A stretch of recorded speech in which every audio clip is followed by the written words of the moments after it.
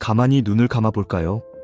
지금 이 순간 당신의 마음속은 고요한가요? 아니면 아직도 멈추지 못한 생각들이 작은 파도처럼 밀려오고 있나요? 삶은 언제나 우리를 흔듭니다. 조용히 살고 싶어도 어딘가엔 늘 불안이 숨겨져 있죠. 일, 관계, 사랑, 돈. 그 어느 것도 완벽하지 않은 세상 속에서 우리는 늘 무언가를 붙잡으려 합니다. 그러다 문득 깨닫죠. 붙잡을수록 더 불안해진다는 걸. 쇼펜하우어는 그런 우리에게 말합니다. 고통은 피할 수 없지만 괴로움은 선택이다. 오늘은 그 철학 속에서 조금 다른 시선으로 마음의 평안을 이야기해 보려 합니다. 우리의 하루는 결핍으로 시작해 결핍으로 끝납니다. 갖고 싶은 것이 생기고 그걸 얻으면 또 다른 욕망이 생기죠. 잠시의 만족은 이내 지루함으로 바뀌고 그 지루함이 다시 새로운 욕망을 불러옵니다.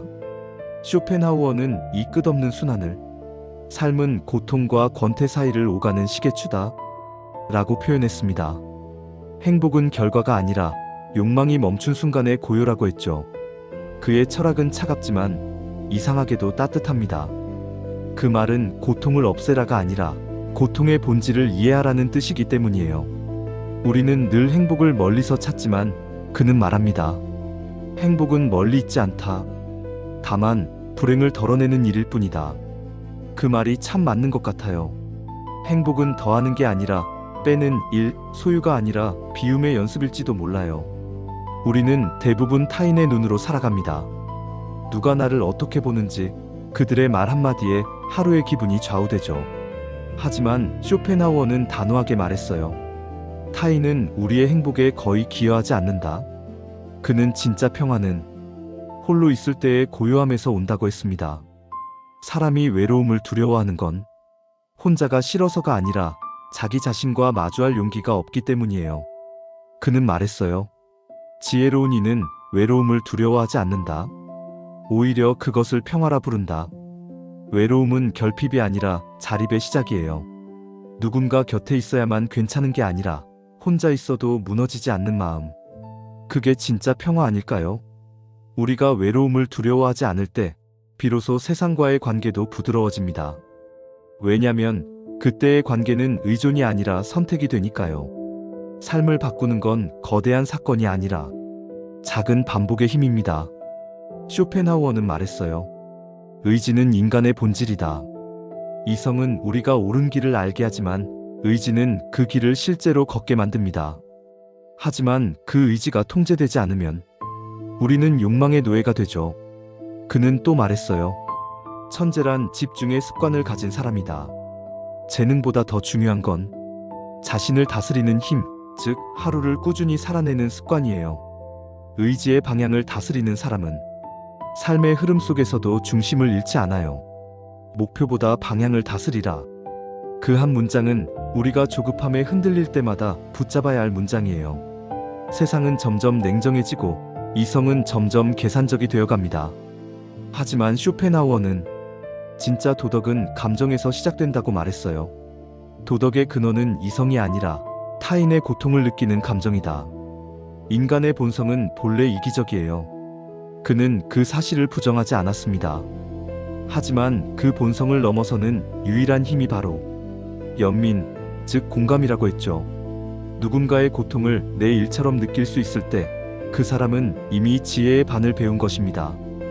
요즘 우리는 너무 쉽게 상처받고 너무 쉽게 타인을 판단합니다. 그럴수록 이 말이 필요해요. 인간은 불완전하기에 서로를 이해해야 한다.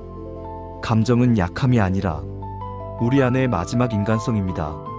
살다 보면 말로 설명할 수 없는 순간들이 있죠. 누군가의 한마디보다 음악 한 곡이 더 크게 위로할 때가 있습니다. 쇼펜하우어는 예술을 이렇게 말했어요. 예술은 삶의 고통을 잠시 잊게 해주는 거룩한 위안이다. 그에게 예술은 단순한 장식이 아니었어요. 삶의 무게를 잠시 내려놓는 가장 순수한 피난처였습니다. 그는 또 말했습니다. 철학은 삶을 이해하게 만들고 예술은 그 삶을 견디게 만든다.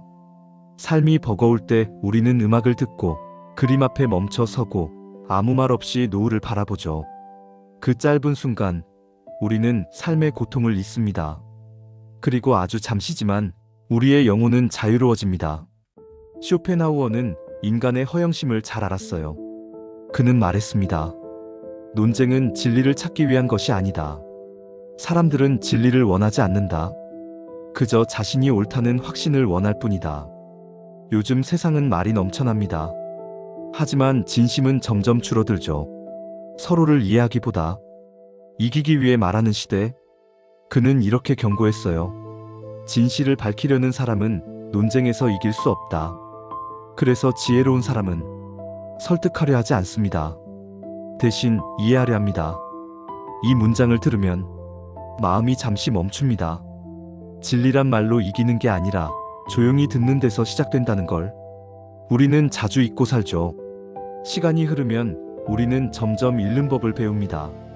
젊음도 열정도 사랑도 조금씩 사라지죠.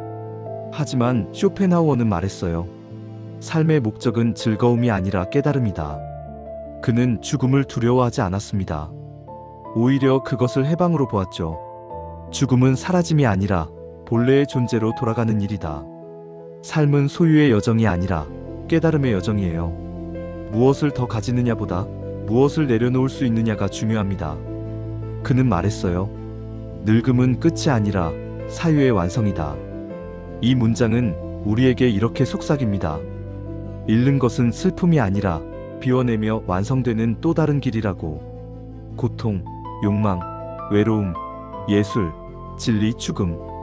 이 모든 이야기를 관통하는 핵심은 결국 하나예요. 세상은 바꿀 수 없어도 세상을 바라보는 마음은 바꿀 수 있다.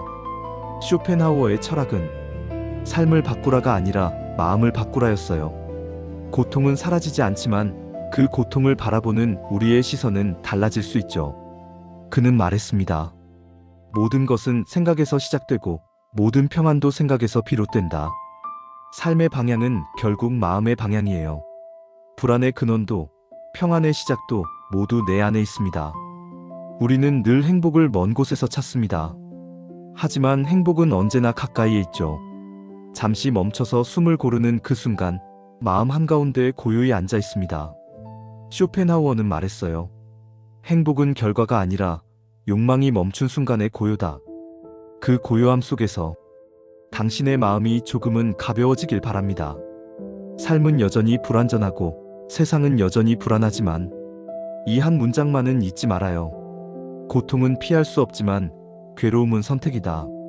오늘 하루 그 선택이 당신에게 평안으로 남길 바랍니다. 이곳은 조용히 마음을 놓아도 괜찮은 공간입니다. 고요한 밤에 너에게